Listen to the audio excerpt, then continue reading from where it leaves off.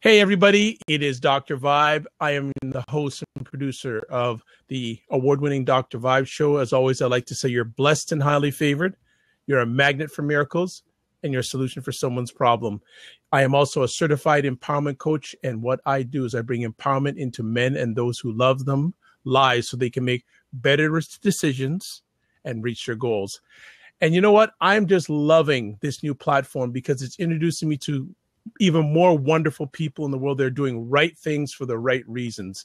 And tonight we have Civilla Morgan. And this is wonderful because I don't think this is being taught or talked or shared about, let alone in traditional media, but online media in a live sense. We're going to be talking about women who are childless, not by choice. And it's a very significant issue. And she's going to bring it to the next level, share about her passion for this, share about what some people are going through, male and female, and also solutions. So welcome to the Dr. Vibe show, Civilla Morgan. How are you this evening? I'm fine, thank you. Thanks again so much for having me on. This is a great opportunity, and I appreciate it. Well, you know, right back at you. This is a very important topic, and I'm sure that there are a number of people out there that this has come in contact with either directly or indirectly. So I know that you are going to bring shining light to this tonight. I will try. No, you're going to do. Just do. Just do. You're going to be fine. I will do. Good stuff. Can you share a little bit of background about yourself? Well, where do I start? Where do I usually start? People like to hear about your education. So I finished or completed my education late in life, as in May of 2015. I got my master's degree in management with a concentration in marketing. So people keep asking me if I'm going to continue, and the answer is no. I'm done. Why is that? Why aren't you going to continue? I'm tired. Well, that's a very good reason. It took a lot of life out of me, you know, being up until midnight and just studying and working hard for a great GPA while working full time. And never say never, but I don't see it at this time. Let me put it that way. Okay. My background is in financial, well, for the most part, financial services and healthcare. I spent more than a decade working for one particular brokerage firm. I won't mention the name, but I was there. No need to. Yeah, I was there for about 11 years. And before that, I worked for a mutual fund company up in Boston, Mass. So I've been in that arena. The last 7 of those 11 years at that one firm, I was a registered representative, AKA a stockbroker. And so I love financial services. I love the markets, but that's not my passion. I will mention healthcare only because it's going to probably come up later in the conversation, but I spent about 8 years in healthcare working at 2 different specialty pharmacies. And the last one, I worked right near the infertility department. My department was right near the infertility department, and that'll come up. Why I mentioned that will come up later, I'm sure. Okay, I'm not going to let you away with some other stuff. So before all your education, where did you grow up? Where did you go to school? What was life growing up like? Well, I am the firstborn of 5 children. There's a set of twins in there. They drove me nuts when we were kids because as the oldest, you have to be in charge, but they all laughed when my parents said I was in charge. So things were tough being the oldest. Yes, but, I can imagine. Yeah. But I love my siblings. They're my best friends now that we're adults, so I'm thankful for them. We had to play with each other. We weren't allowed outside of the house when we were growing up, so we had to deal with each other. But I was born in St. Kitts in the Caribbean. Okay. Yeah, so I decided to make the move when I was 4 and came to America. No, our parents moved us up to Massachusetts. So a lot of times people say they hear 2 accents competing for each other, and those are the 2 accents. All right. Right outside of Boston, Mass. So go Patriots! And stop your noise now. Come on now. Don't deflate me. All right. That's my team. All right. Tom's the man. So yeah, I went to high school in Connecticut, and then we moved down to Florida, which is I live in Florida now. But home I have two hometowns, so love it. My parents are alive and well, thank God, Amen. and they're good Christian people. My dad is a pastor, so I'm a PK, and Okay. yeah, so I got to use that one, a PK. I haven't yeah, heard that one in a long time. yeah, Good stuff. that's me. So that's my basic background. Okay. With all the different environments that I mean, do you miss St. Kitts? Do you miss Boston at all? We visit regularly. The last time we were back in St. Kitts was probably in '09. We went on a family reunion cruise for my dad's side of the family. So we're there regularly. We have family there. We're in contact in such a way that I have a discounted plan on at my cell phone service to be able to call back there. So we are very much in contact with that part of the world. And as far as Massachusetts, I have family there too. One of my sisters still lives there.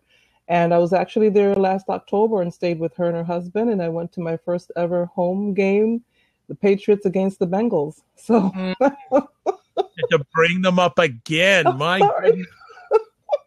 goodness. Next thing you know, we're going to hear that you're the host of the Tom Brady Weekly Report. Well, I do report a lot on Facebook. That drives my Facebook friends crazy. I'm trying to lay low, but Undefeated so far. Another undefeated season coming up. 5-0, 5-0. Just remember, the last time you went undefeated, you lost in the end. So just relax. I'm just going to be really happy for them right now. There you go. So schooling, high school, college. So, yeah, high school. I completed high school here in Florida.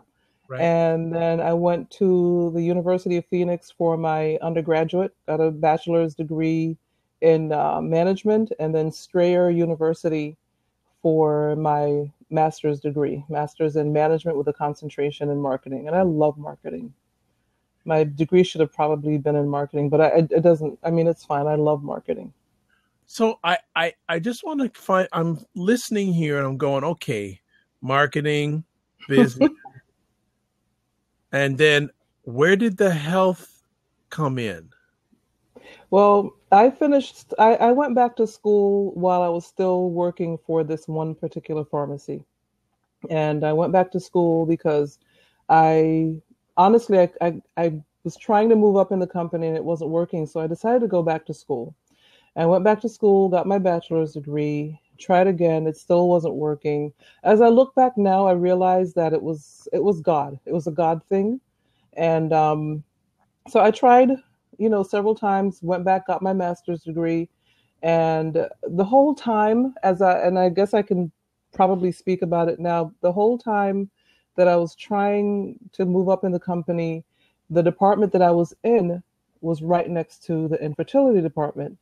And so I used to hear the conversations, and sometimes the phone calls would come to my department if they didn't have enough people covering that department. And as a woman who was childless, not by choice, I understood what these women were going through, paying thousands of dollars out of pocket sometimes to get the infertility treatments. And so I learned a lot.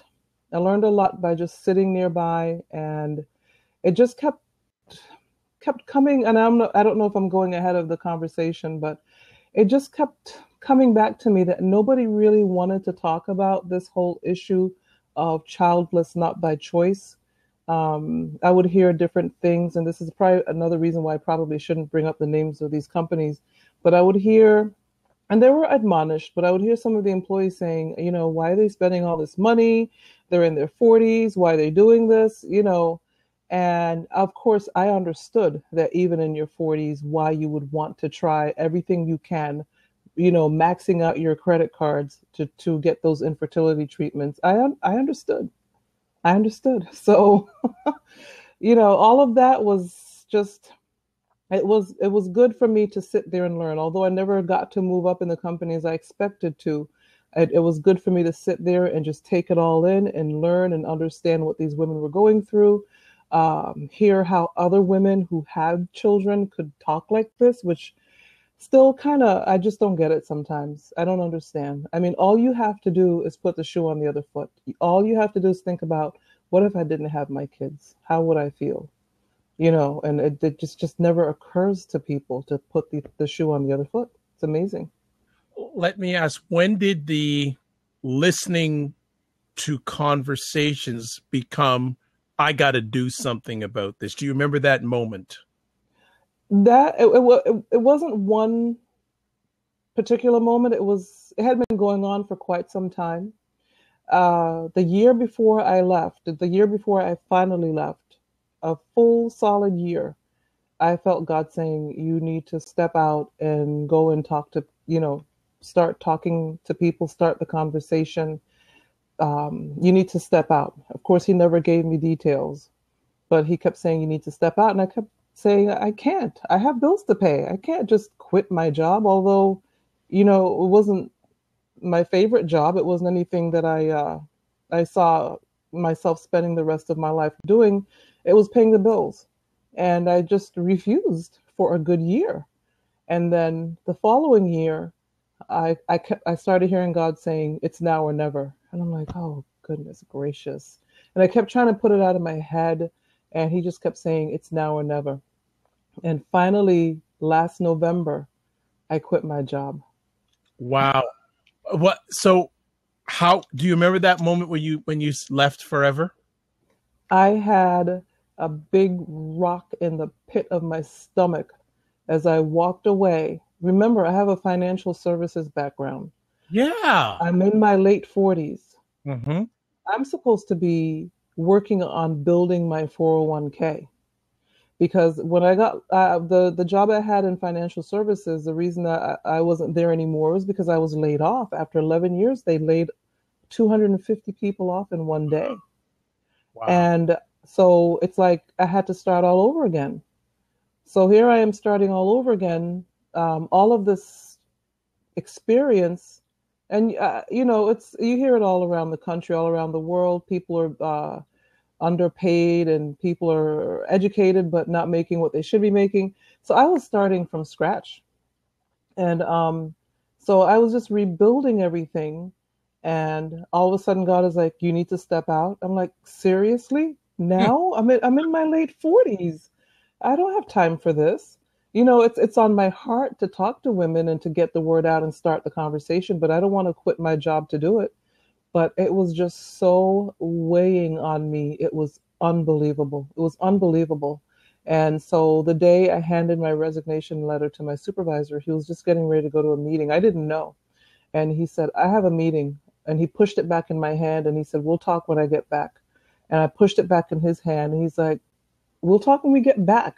He's like, why don't you just wait until after Thanksgiving anyway? It was a couple days before Thanksgiving. Yeah. He's like, why don't you just wait? And I'm like, I have to do this now. I couldn't explain it to him. And he pushed it back in my hand and he got up and went to his meeting. And I remembered thinking, if I don't do this now, it's not going to happen. And then come Thanksgiving, they're going to probably tell me your services are no longer needed. And right. I started just, I'm like, I have to do this now. So I left the resignation letter on his desk. I turned to my coworkers. I said, you guys, I'm leaving. And they're like, what? They couldn't believe it. And I felt so badly that I couldn't do it in a different way. But things weren't of such that I could put in the quote unquote proper notice. I knew my supervisor liked me. I knew he went to bat for me, but I didn't know it didn't go much higher than that. I knew my coworkers liked me, and I knew that I was the person that kept the cuss jar in the middle of the department, and whenever they said a curse word, they had to put 50 cents in. And, I was that kind of person to them, right. And I used their money to buy gifts for kids at Christmas time.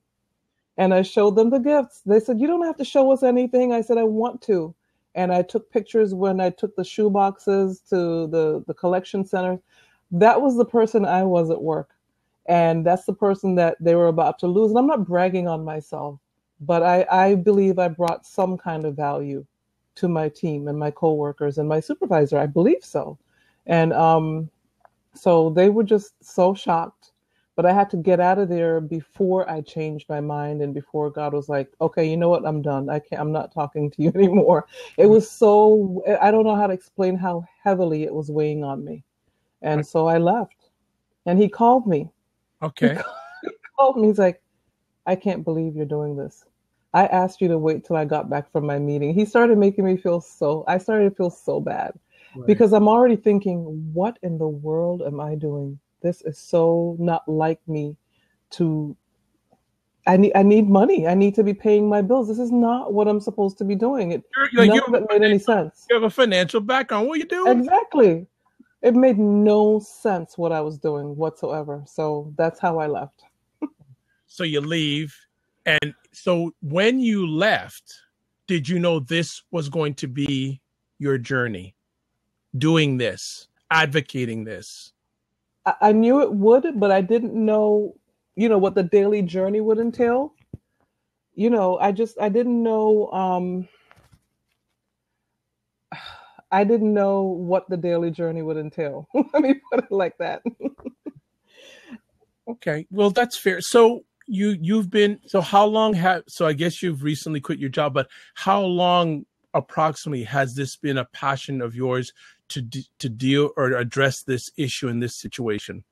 To be honest with you, as I look back on it, I think it was the whole time I was at that company. I think Okay. I honestly, and I don't know if it was because I sat near that department because I didn't always sit near it, but I knew the department was there. And Right. so I don't know, but it's been years, but it just really recently started weighing on me. And as I said, this November, next month will be 1 year since I Congratulations. quit.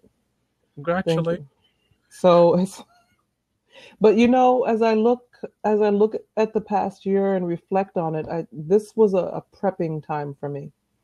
This was just about God prepping me on so many different levels, spiritually, emotionally, just really, growing up in a preacher's house.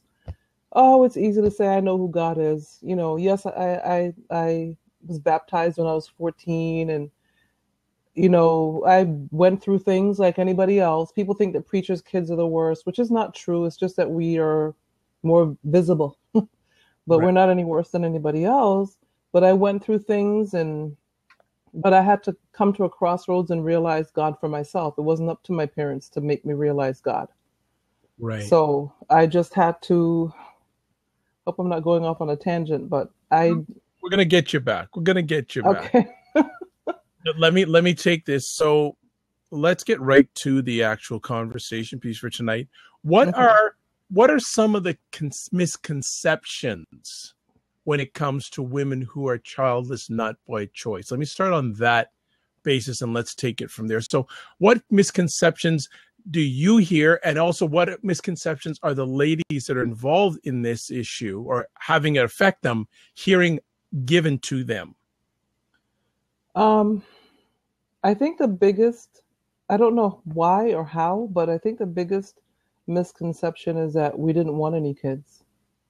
I don't quite understand that thinking from people. They just assume, well, I guess you didn't want any. And I had one woman tell me once that that's when I was working at that same job, she was calling in for her infertility treatments, and she asked me if I had kids, and I said no, I never had to got to have kids, and she was like, well, you need to run out and have some before it's too late. And I'm like, you don't even know me. I basically told her, that's I appreciate your concern, but the kind of life I want to lead means that I want to have somebody there helping me with those kids. And I never met him. So I didn't have any kids. I didn't want to have any out of wedlock. I will tell you that I tried to adopt twice, and that didn't work out either. But I think the biggest. Don't, sorry for interrupting. Why did Sure. that not work out? Are you at liberty to share that? Oh, yeah. I mean, I love telling these stories because people are just like, what?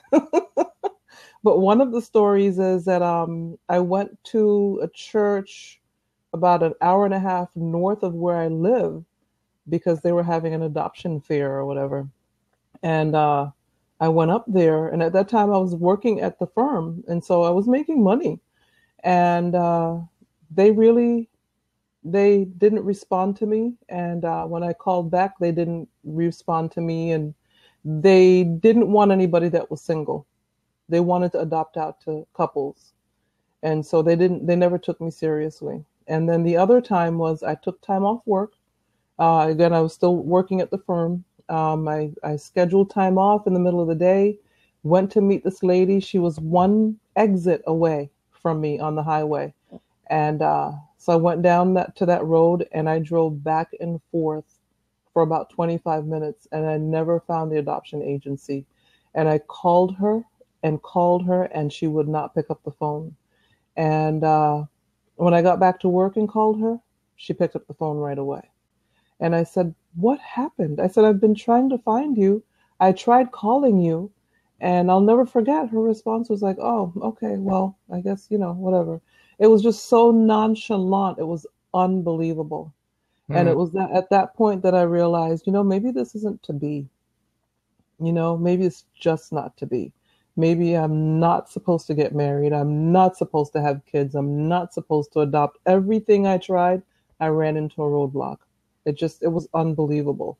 And that's when I stopped trying the adoption route. It was weird. Yeah, certainly crazy, crazy, Yeah. crazy stuff. Yeah. My gosh. So, That's life. yeah, absolutely. So, getting started in this journey with women who are childless not by choice, Mm-hmm. what were some of your early experiences after you left the full-time marketplace? How did you had all this time that you didn't have before? Right. How did it start to manifest since you had the time that you didn't have before for this pursuing? Well, I started writing. I published a 31-day devotional geared towards women who are childless not by choice. And I'm working on a 365-day version now. And I also have a book that I've been working on for years.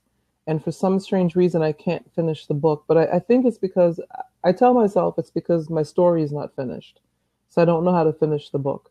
So I just rely on, as far as writing wise, I blog. I also have a podcast channel because I had a radio show geared towards this whole thing. And I ended the radio show and switched everything over to my podcast. So I podcast, I blog, I write. I had a speaking engagement yesterday. So I'm getting the word out. To me, it's very slow, but I understand the subject matter is going to cause people to pause, although they tell you to your face that, "Oh, wow, what a great subject. That's something nobody talks about. You're so right. You're doing such a great thing." However, I can't get churches to respond to me. And I can't. Why do you feel that is? I think that I think there's fear. I mean, I'm not going to speak against church. I am a Christian. And so I'm not going to, I'm not out to speak against the church, but I believe that generally speaking, church thinks that a family consists of a mother, father, and children. And anything outside of that, a single woman, although my church does a lot for single mothers, which is awesome. They do a lot throughout the year for single mothers, but single women, childless women, especially after your 30s and 40s and above, they don't know what to do with what I call anomalies, and they probably don't want to deal with it. I'm assuming. Hey, it could just be as simple as maybe it's just not my time to get into a particular church yet, but I get the feeling that they don't know how to deal with quote unquote anomalies. And so I spoke to a women's group leader. I spoke to a really huge church up in Connecticut. I called them a couple times and they said they'd get back to me. A couple weeks ago, I spoke with a women's group leader. A man referred me to that group. Wow. He told me, he said, "This is a church I go to. Call this lady. Here's her phone number. I think they would love to have you." I called her the next day. She said, "Oh, wow, okay. I'll get back with you." That was a few weeks ago. I think they don't know what to do with anomalies. And so I've also been told prophetically that I need not put new wine into old wineskins. I need to learn how to do something different and do what I'm doing in a different way. And that was a revelation. Well, it's true. Maybe it is that it's you have to do a different style than going to the Right, traditionals, right? Sometimes right, you got to observe the masses and do the opposite. right. Understood. So you've had the challenges dealing with the church on this, but it sounds like you've though been having some successes also. Small successes. I mean, the book sales are there. The 31-day devotional is it's selling. It's not selling like I hoped it would, to be honest with you. But again, I think people are hesitant. Even like the event that I went to yesterday, they had vendors, like maybe I don't remember how many vendors they had, but they had me as a keynote, and then they had a couple of other. They had a poet, and they had some um, soloists, and that type of thing. And I still feel like people may even be afraid to approach my table. It's like people are. But one young woman did. I'll be honest with you. I don't know if I don't want to sound spooky to the people on here who may not be Christians or understand what I'm about to say. But before I went to this event, I felt God tell me in my spirit, you're going there for one person. And I was like, okay, that's fine. So when I get up to talk, there's a woman back there and she's like bawling her eyeballs out. And I said to myself, that's her. Of course, I tried not to stare at her. I just, made sure I made eye contact with everybody in the audience like you do when you're speaking. But afterwards we spoke and she gave me the lowdown. Wow. So I was like, wow, you're the person I came here for. And she started laughing. But I feel, and other people came. A man bought a book from me yesterday. He That said, I really need to read this. does that happen that often? Men, yes, actually, the same event that I went to where this particular man referred me to his group, Yes. one of his friends bought a book. A male friend bought one of my books. So I'm like, wait a minute, maybe, maybe I need to market more to men, you Well, know. we had a conversation pre-show, and I wanted to make sure that you address that subject about how men are handling or addressing this issue. So if you can get some insight onto that, I'd really appreciate it. I know the audience would too. Yeah.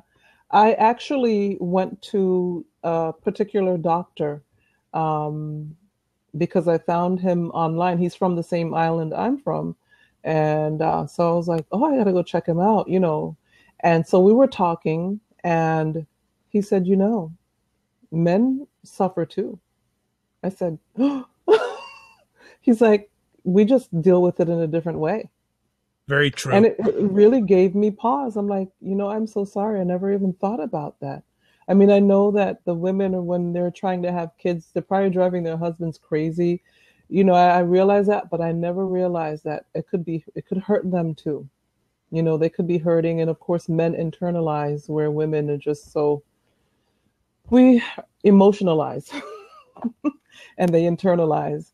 So I said, I've got to really make sure that I'm including the men and talking to the men when, and not making them feel left out, because that's not my intent anyway. It's really not. It's just that I guess I'm a woman.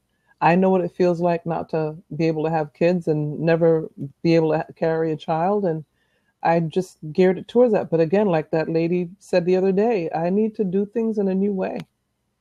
So I'm Well, going to have to find a way to yeah. relate Well, to men. if you want any thoughts on that, certainly you can touch base with me offline in regard to that, in regard to the different platforms I deal with and the multitudes of men I communicate with.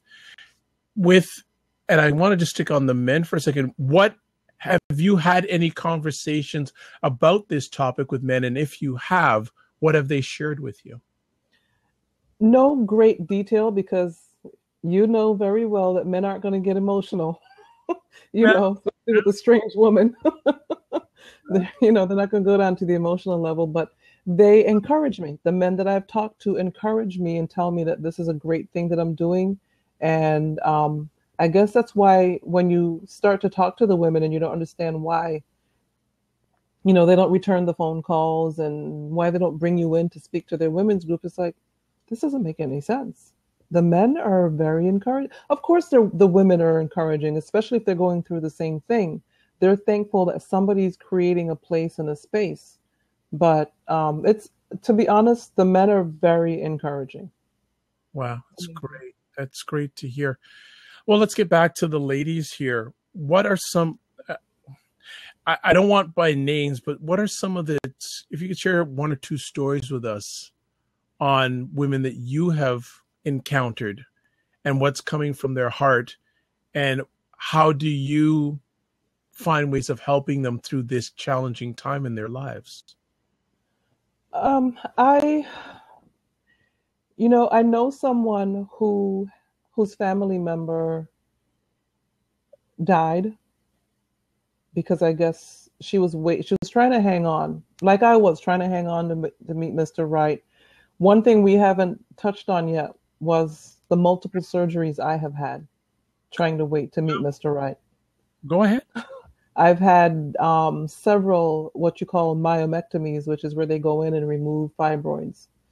And the first time I had a surgery, I think it was 2000 or 2001, they removed maybe 12 fibroids. And at that time, they told me I need to hurry up and go have a child, because what fibroids do is they compete with the baby. And that's how a lot of women end up losing their child if they have fibroid issues. Okay. The fibroid grows with the baby. Okay. So they're like, okay, we just took them out. You need to go have a baby. Only problem was there was nobody for me to have a baby with. And so I was like, oh, I'm thinking to myself, well, that's easy for you to say. And then I did meet one man who I thought he was the one, but it turned out that he was not. And I met him in church, but he was a broken individual. And unfortunately, I didn't know it at the time. I was so naive and so madly in love that I didn't realize that he was just a completely broken individual. And so things didn't work out. And nothing really serious after that. Again, the reason I believe God just has not meant for me to be married. And and anyway, this particular person's family member, if I remember the story correctly, she was trying to hang on, and she passed away because I guess she didn't have the surgery that she was supposed to have. For me, I had another myomectomy a few years later. I think that time they removed 27 fibroids. And then they tried a robot a couple of years later. The robot went in and it couldn't get to the fibroids. There was so much scar tissue. So 4 hours later, all they could tell me was, sorry, we didn't get to the fibroids. We had so much trouble with the scar tissue that we never got to it. And we figured after 4 hours that we shouldn't have you under that long. So we brought you back out. I was like, okay. And then I think I had one more myomectomy after that. And then in 2011, I had a hysterectomy. And so I just couldn't take it anymore. I'm thankful for the OBGYN doctor that I have, because he's still my OBGYN doctor, but he never pushed me. He never said, look, you need to do this. Because he was a second opinion doctor, because the first doctor I had, my first visit to him, he told me I needed to have a hysterectomy. That was years before. And so I left him because I wanted a chance.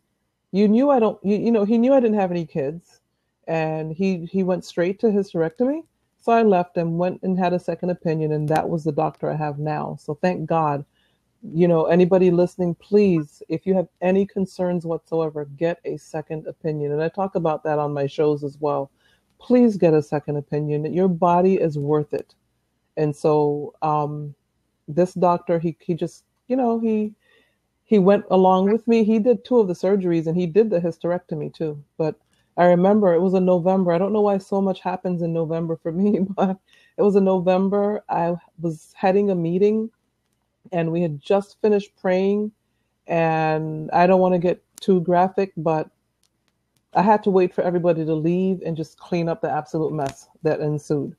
Wow. And at that point, I called the doctor's office and scheduled a hysterectomy for that December. And that was December of 2011. So, no, I will never carry a child. But I had to get to the point where I had to make a decision to either be bitter or to start the conversation. And I stopped praying for a while. I stopped praying for a couple of months. And I actually had to go see a psychologist at one point, something a lot of people in the Black community still do not believe in. That's true. Yeah. And so I talk about this too. I went to a psychologist because I found myself crying constantly. I woke up crying. I went to bed crying. I was crying in the shower. I was crying on the way to work, crying on the way home. I said to myself, look, you cannot be going crazy at this time of your life. You don't have time. Go to the doctor and find out what's going on. And that's when I went to the psychologist. And it was my second or third visit when he said, you know, well, the first visit, he was like, why are you here? I said, well, I want to make sure I'm not going crazy.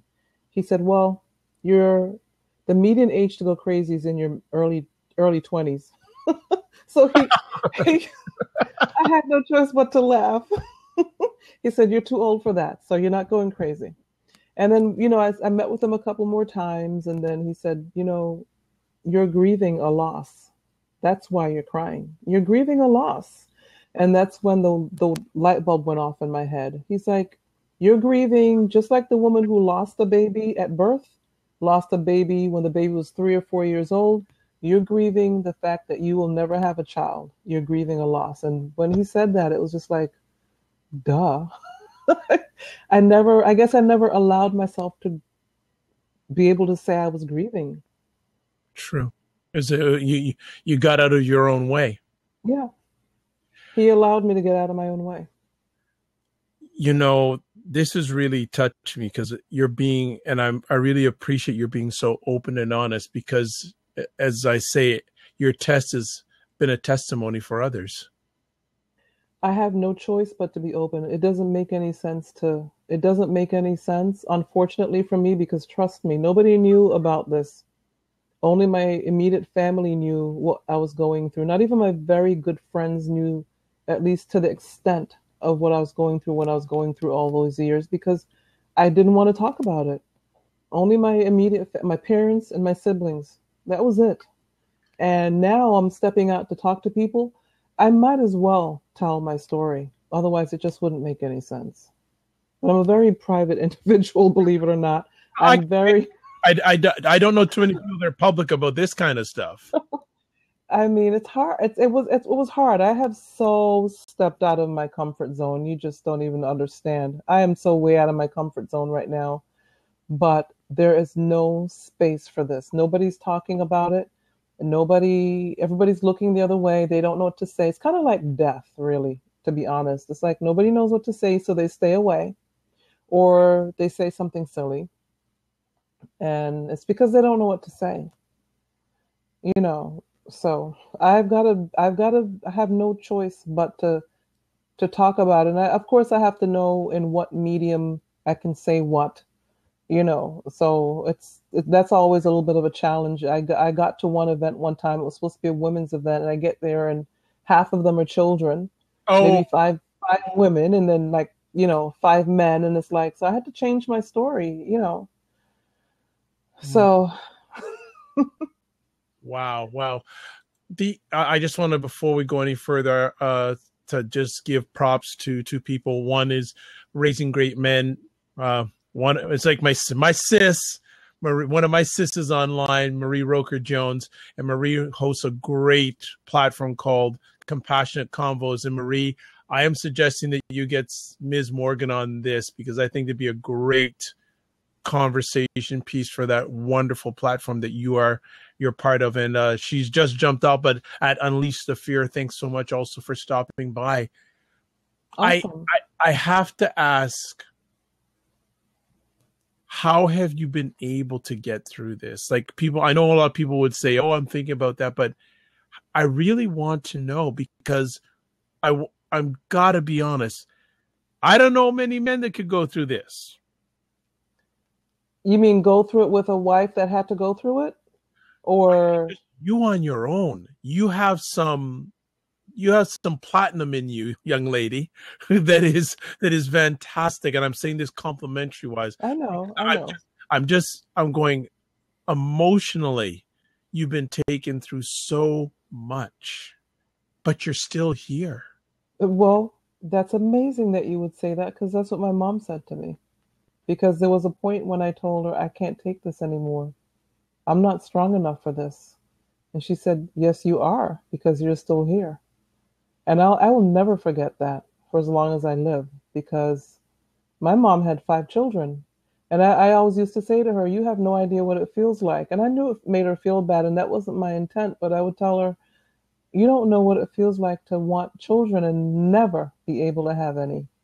And then never be able to adopt for whatever the reason is. All these roadblocks came up, and apparently never to be married either.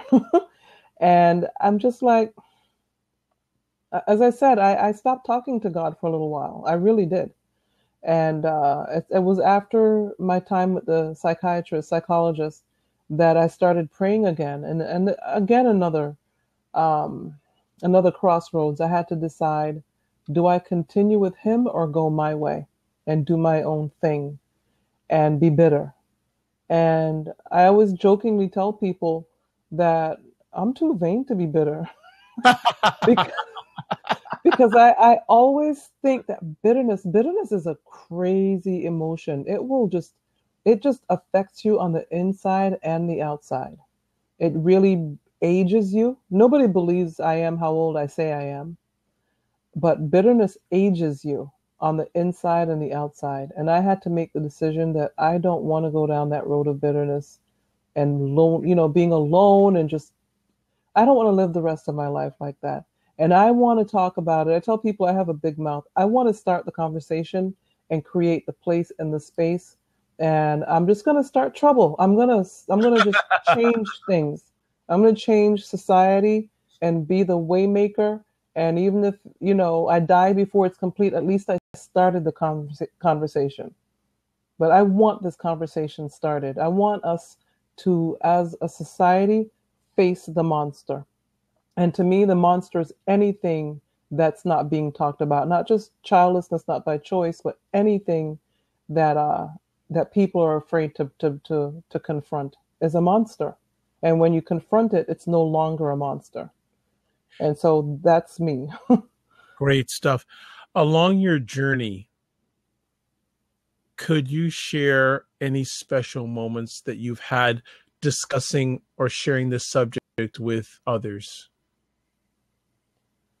I just like, I like when people approach my table when at events, because I know it takes guts to do so, especially when they're either the ones going through it or they have a friend or family member that's going through it.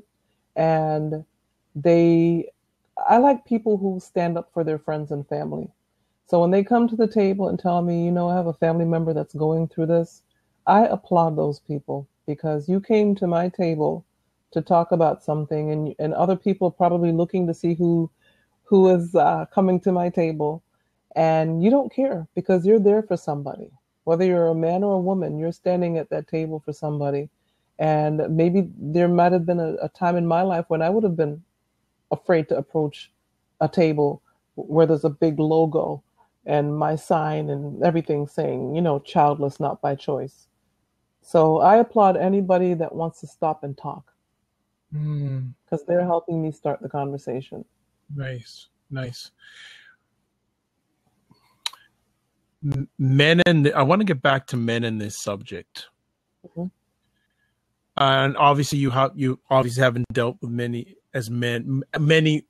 not as many men as women when it comes to this. What suggestions, what advice would you give to men who are in a situation with a lady they cannot have children not by choice? What suggestions would you give? Because it's obviously the most challenging situation is on the lady, obviously, but it can, as you said before, some men go through the challenge, but they just don't show it. A lot of them don't show. Right. What suggestions do you have for them handling it on their own, and also than then comforting their lady? Let me answer by first saying that the name of my platform is 21st Century Hannah.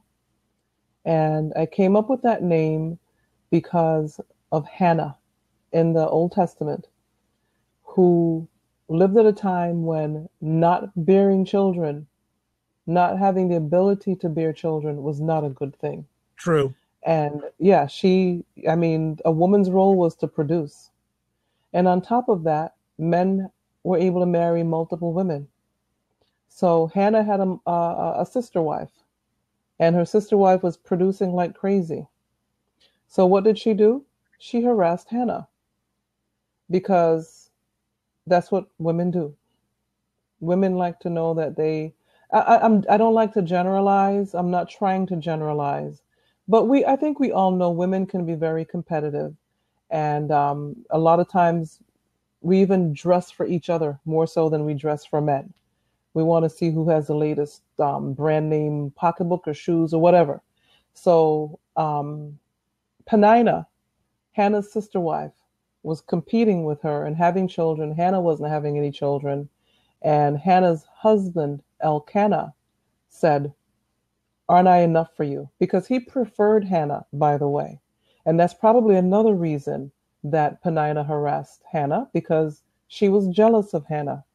And I talk about this a lot too. It's amazing the things that women are jealous of each other for. You could have everything I would ever want. You have the husband, you have the kids, you have the great job, he has a great job. You have everything I would ever want. And for whatever weird, crazy, silly reason, you're still jealous of me. It's unbelievable. But I've been there. But back to the story. So Elkanah says, "I should be enough for you. Why aren't I enough for you?" He didn't understand what is built into most women, 99.99% of women, that we have this need to bear a child and nurture and raise a child. We will die for that child. We will kill for that child, most of us. There are some anomalies, but for the most part, we will do whatever we have to. And sometimes that even, in certain situations, unless you can figure it out, the husband comes second as soon as the first child is born. But it's not intentional. It's just that the woman is built like that. And so Elkanah couldn't understand why Hannah was grieving not being able to have a child. So to the men that are dealing with wives who are childless, not by choice, that's a good story to read. And then a good thing to do would be also to talk to her, because communication is key. Communication is key in marriage anyway, in relationships anyway, but especially when you're going through something, and then especially when you're going through something as emotional as this, because women are emotional beings. And not many of us, unfortunately, know what it is to keep our emotions in check. And so sometimes we let our emotions run wild with us. So I put it on the women too. Don't drive your husband crazy. I understand that if you're going through infertility treatments, there are certain times of the month where you have to do this injection and do this thing, or you might have to have sex at this time of the month, or whatever it is you have to do. But I still think that it's a two-way street. And yes, your husband needs to do some research on the emotion of childlessness and how to deal with it. But women, you shouldn't take your husband to task because you're not having children, especially if he's been tested and it's not on his end.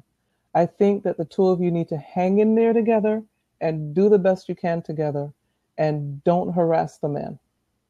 And I know some women might be mad at me for that, but you're in it together. Right. This is a together thing. It's not his fault. It's not, he's not understanding. I will ask men to please understand, do your research, talk, understand, do what you have to do. Because a lot of times in that same infertility department, it was the husband that was calling in.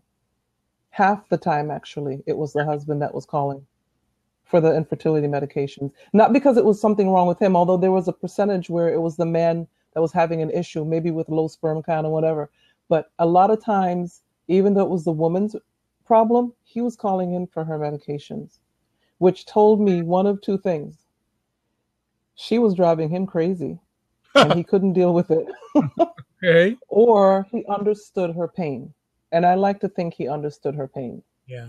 So the bottom line answer is it's a two-way street, and both of you on that street together. So get it together. Let me ask, now I don't know, you obviously know more about this area than I do. Have the number of women going through this situation increased over time? And also too, this can happen at different ages during a woman's life, can't it? It's not just, and I'm being respectful here. You're at a certain age group, but it can also affect women who are in their 20s and 30s too. That is a very, very good point, because I am in what I call my very late 40s. And I know nobody ever believes me when I tell them, but I'm in my very late 40s. I'll leave it there. Yes, hey, there's two things my mother told me when it comes to ladies. Don't talk about age and weight. So I'm just going to let you go. Okay, good. You listen to mom. There you go. Or she'd give me licks on my head. But, this whole thing started in my late 20s, early 30s. All these problems I started having. And I look back now. I'm going to answer the question a little bit backwards. I'll answer with the last question. I look back now and I think, wow, I just look back at the women in their 20s, maybe not even married yet. And what are they going to tell a potential spouse? Because you have to tell them. You can't wait till after you're married to tell them, oh, by the way, I may not be able to have kids. It's not fair to him.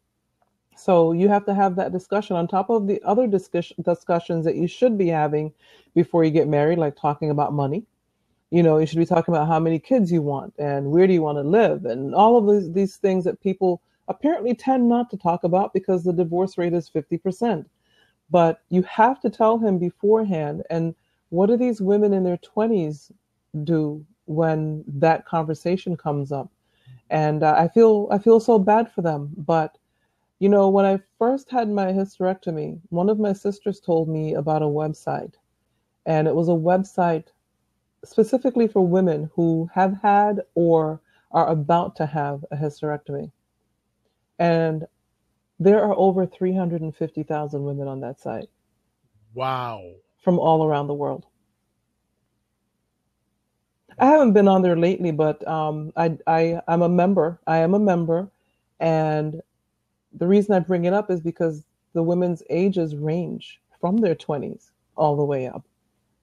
And so people always tell me, oh, you have to know who your niche is, know who your target market is, your ICA, what does that stand for again? Your ideal client avatar, those things. And I'm like, it's everybody. It's every woman who ever wanted a child but couldn't have one, whether she's 20 or 50 or 80. Because I don't think that just because you're 70 or 80 that I know you learn to live with it. But does that hole in your heart ever close up as you get older? I don't know. But I always tell people that, yes, I may seem like the pillar of strength, but I have my ups and downs because I am human.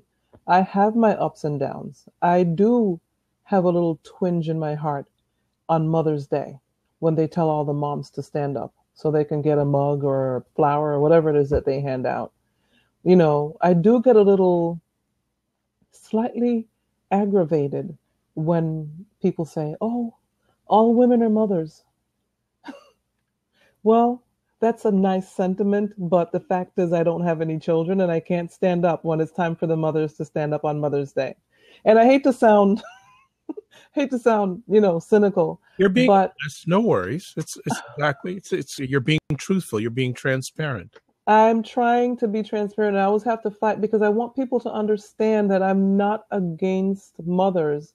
I am for women who wanted but could not have children. Just because you're for something doesn't mean you're against something else. And for some reason, human nature always thinks that, you're against something if you're for something else. And that's not the case.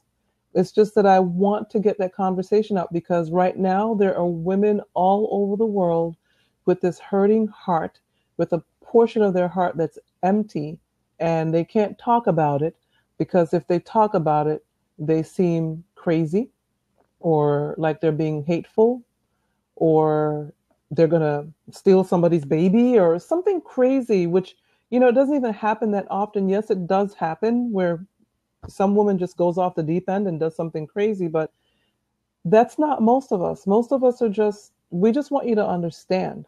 If I can't make it to your baby shower, it's not because I'm jealous, because I'm not.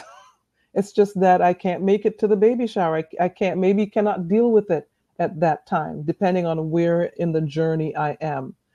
Myself, I can probably go to one, but there was a time when I couldn't.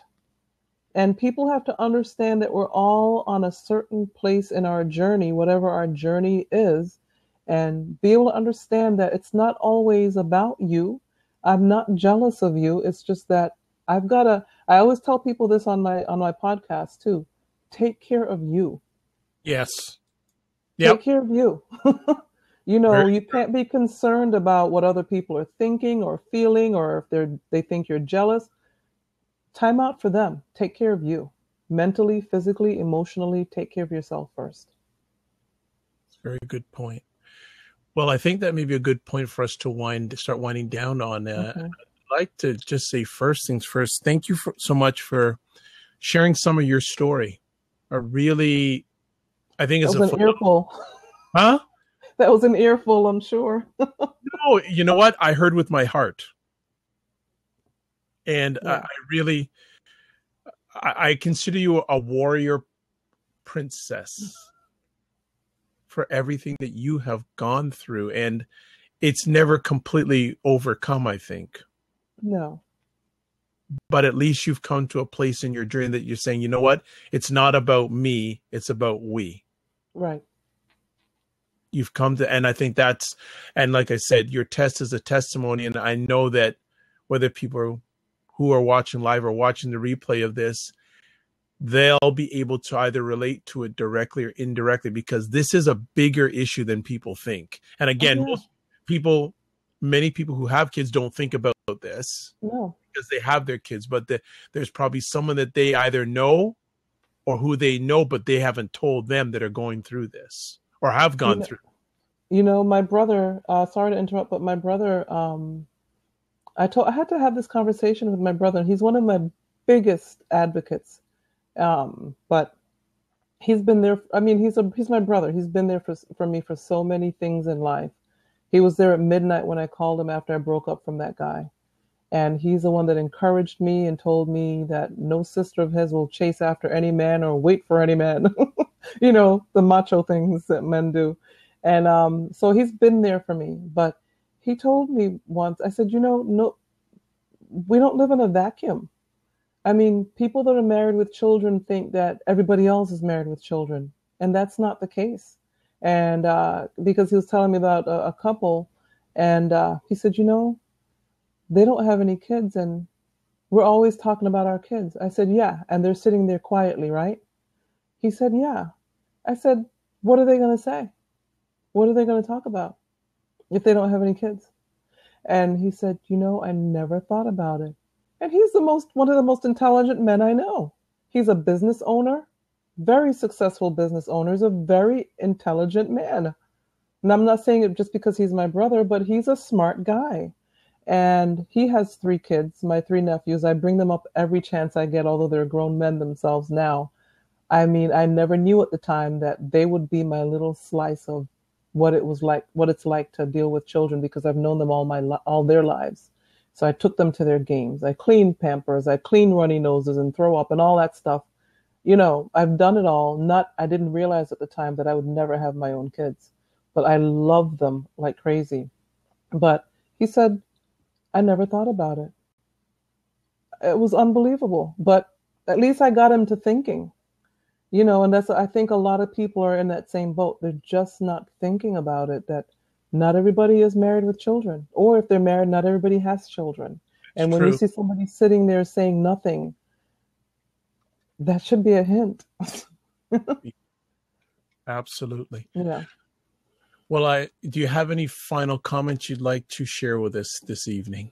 Well, I mean, if anybody, um, I know you probably would have it in your show notes. I'm not sure, but I'll just say that if to contact me, my website is civillamorgan.com.